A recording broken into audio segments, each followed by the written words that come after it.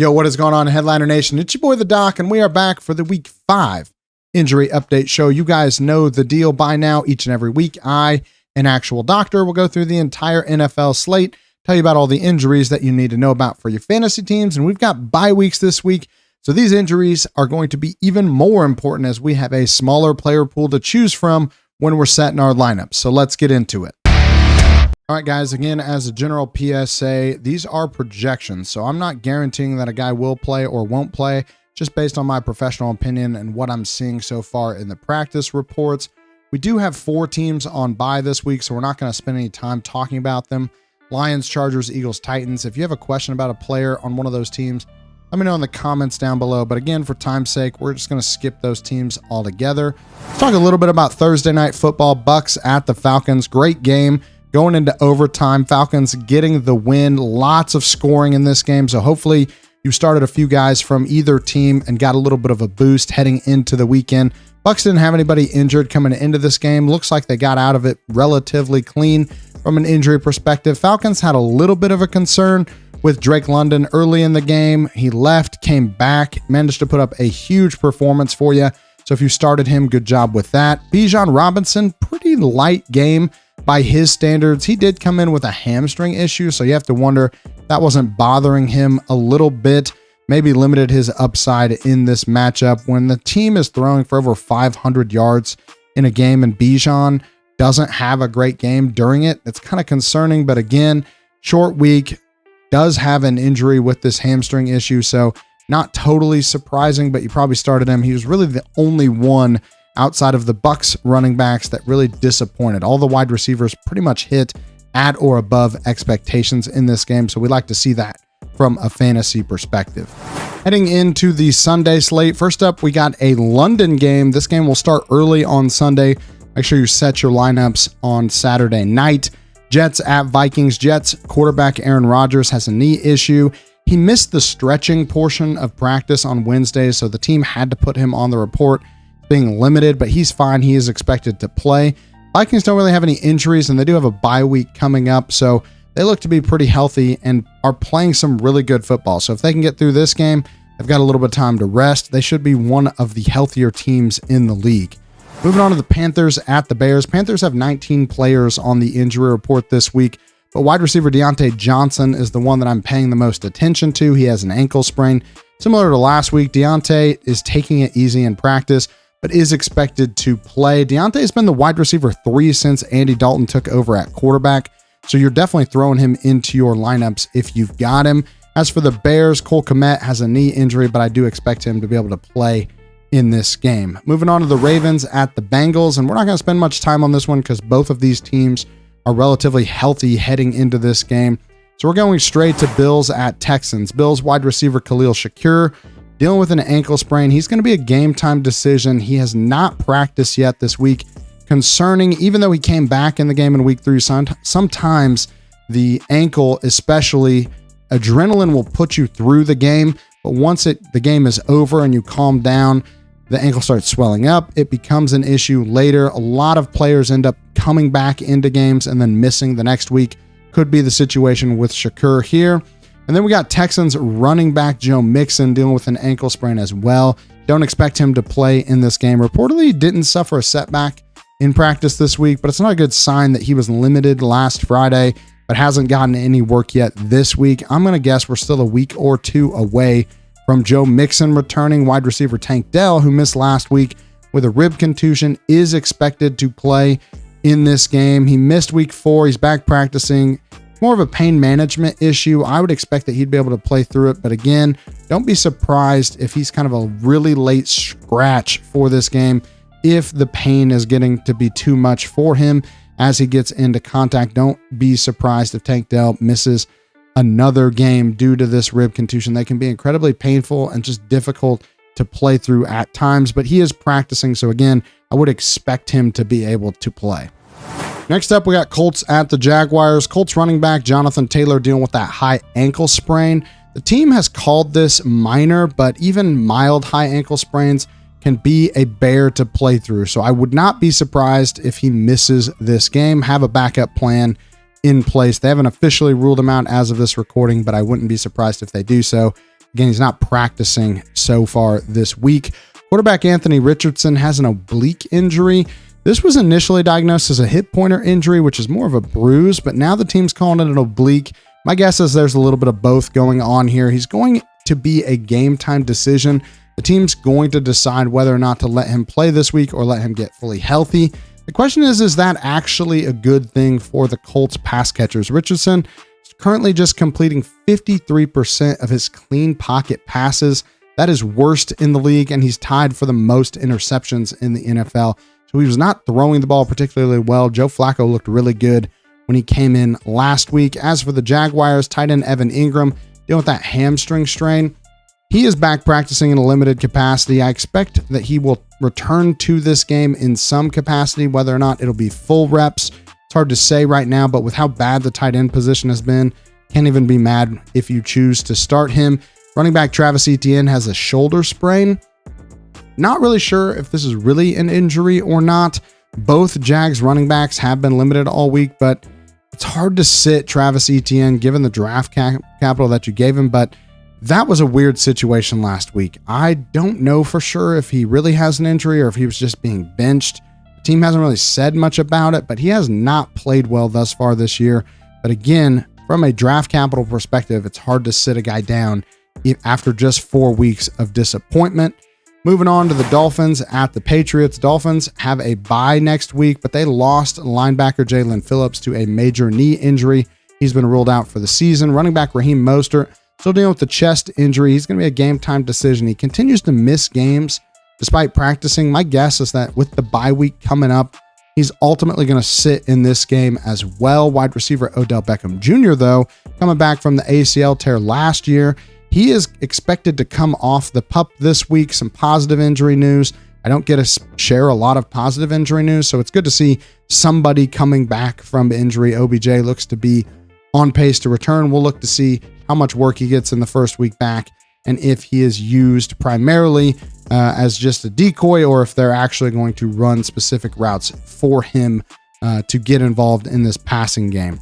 As for the Patriots, they've got 16 players on the injury report, but the biggest one is actually their center, David Andrews, dealing with a shoulder injury. He has to have surgery on that injury and has been ruled out for the season, so you hate to see that for the Patriots. They also have a wide receiver coming back from an ACL tear in Kendrick Bourne. He returned to practice, but he's more of a game time decision. I'm not so sure that he will be able to play in this game. Heading over to the Browns at the Commanders. Browns have 18 players on the injury report, but running back Nick Chubb was able to come back to practice this week after starting the year on the PUP. The good news is that he's back practicing. The bad news is I don't expect that he will play this week. He's getting closer, but I think the team is going to wait a few more weeks, see how he feels and when he's actually practicing in full before they throw him into a game. Tight end David Njoku, on the other hand, has that high ankle sprain. Really thought that we were going to see Njoku this week. Practiced on Wednesday, but then got downgraded to a no practice on Thursday. If Njoku doesn't play, I am heading over to Underdog using the code Headliners when I sign up for up to $1,000 in bonus cash with my first deposit. And I'm throwing a bet on Amari Cooper hires in the receiving yards prop bets. You've got to go over to Underdog, make some bets on Amari Cooper this week, especially if David Njoku does not play. The Commanders not very good against the pass, and I think that is a free bet for you this week. And then the Browns O-line is really banged up right now. 2 tackles and their center all expected to miss this game due to injury. As for the Commanders, Brian Robinson Jr. has a knee issue. He's going to be a game time decision. Has not practiced yet this week. Didn't look like he was injured last week. Couldn't really find any injury or play where it looked like he had gotten hurt. But again, no practices. A little bit concerning. Don't like to see a guy not getting any work. But the good news is that Austin Eckler is expected to come back from his concussion. He's practicing in full on Thursday. I think he will play this week. So even if Brian Robinson can't go, you're still going to have one of the starting running backs able to play. Moving on to the midday slate, we got Raiders at the Broncos. Raiders have 16 players on the injury report. 9 of them have not practiced at all through Thursday. So really a lot of guys missing practice for the Raiders right now. Defensive end Max Crosby, Devontae Adams, both of those guys not expected to play this week. Zamir White also dealing with a groin strain. He got downgraded in practice on Thursday, so keep an eye on that if you're looking to start a running back for the Raiders. I don't know why you would, but if you are, just know he is banged up right now. As for the Broncos, running back Tyler Beatty dealing with a back injury, kind of a scary situation last week. He collapsed on the side of the field after taking a big hit. I don't expect that we will see him anytime soon, but it doesn't sound like this was a crazy serious injury outside of the fact that he collapsed. So all the tests are coming back relatively positive, but they don't expect him to play anytime soon. Moving on to the Cardinals at the 49ers. Cardinals tight end Trey McBride has a concussion, but he is practicing in full on Thursday. Would expect him to play this week. Their kicker, Matt Prater, though, not expected to play with a knee injury, so keep that in mind if you play in a league with kickers. As for the 49ers, tight end George Kittle has a rib contusion. He's going to be a game time decision, not practicing yet. Same thing with linebacker Fred Warner. Both of these guys not practicing yet this week.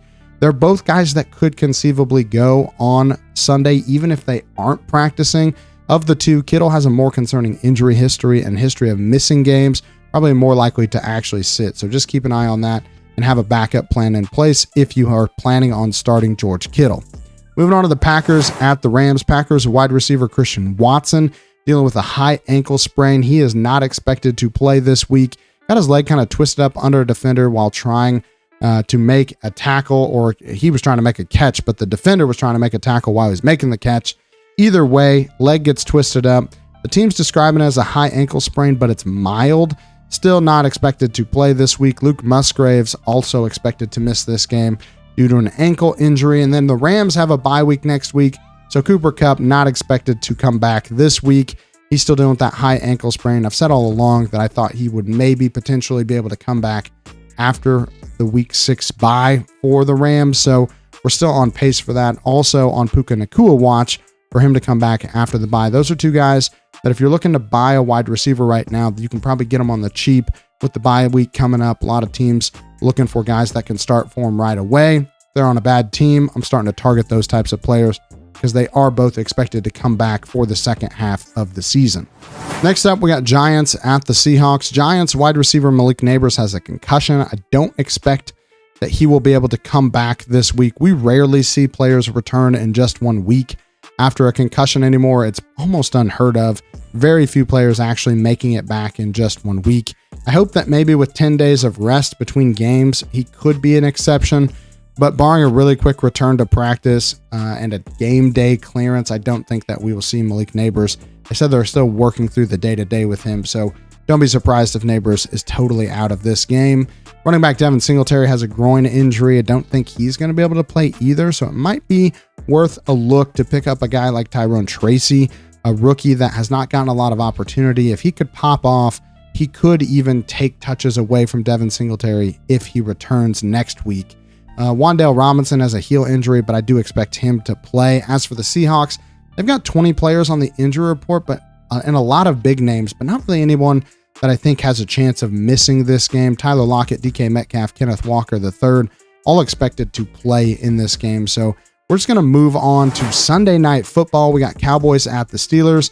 Cowboys have some big names expected to miss this week. Micah Parsons dealing with an ankle sprain. He's already been ruled out. Same thing with Brandon Cooks and his knee injury. As for the Steelers, they're running out of running backs right now. Jaylen Warren has a knee injury. He's not expected to play this week. Neither is Cordero Patterson dealing with the ankle sprain. So Najee Harris, kind of the last guy remaining with the Steelers. Want to see maybe if they'll use Calvin Austin a little bit more in the running game, or if they've got another guy to work in a little bit more with Najee Harris, or if this just means Justin Fields is going to be the RB2 for the team. Put up a really great week running last week. We'll see if he can come back and put up another great week for your fantasy team again. They've got two linebackers dealing with issues, Alex Highsmith and Nick Herbig, his backup. Of the two, Highsmith and his groin strain does seem to be the one that's the most likely to miss this game. Last game of the week, we got Saints at the Chiefs Monday Night Football. Now again, with Monday Night Football specifically, those practice reports are just walkthrough practices typically on Thursday, so I don't have a lot of data to go off of, but I do know that Taysom Hill has a rib fracture, and I don't expect him to be able to play. Alvin Kamara missing some practice time, but not too concerned about it. I think he'll be able to go. As for the Chiefs, they have a bye week next week, and they desperately need it. Their team is really banged up right now. Already lost Isaiah Pacheco for the next couple months. And then Rashee Rice coming off of a major knee injury last week. Freaky injury. I'll just put it that way. It's pretty rare that a quarterback diving to make a play after he threw a pick injures his best wide receiver, but that's exactly what happened. The team has said initially that they think that this is an ACL tear. Now they're running more tests. They've got to wait for the swelling to go down. I would say that the most likely scenario is that Rice does have an ACL tear. We don't expect to see him again in the regular season. I'm not saying go drop him immediately, but just know the most likely outcome, even with more tests, is that Rice is done for the year. So don't really hold your breath on him being able to come back for the fantasy season, or really just for the NFL season at all. All right, guys, that's it for this week's injury update show. Make sure you're paying attention to the pinned comment down below. Again, that's where I'm going to leave the updates as the weekend goes on and we get official information about these guys. A lot of stuff comes out after this video is released, so just make sure that you're checking that. If you like this video, make sure you hit the like button. Comment down below if you have any questions that you want me to answer. I'm going to try to answer as many of those as I can. Subscribe to the channel, and if you want more access to us, if you want more injury updates from me, hit that little join button down below. Become a member of the exclusive Fantasy Headliners Nation Discord. It is the best way to get your questions answered from me, from Jake, from Kyle, and get the info that you need for your fantasy team specifically. We answer hundreds of questions every single week.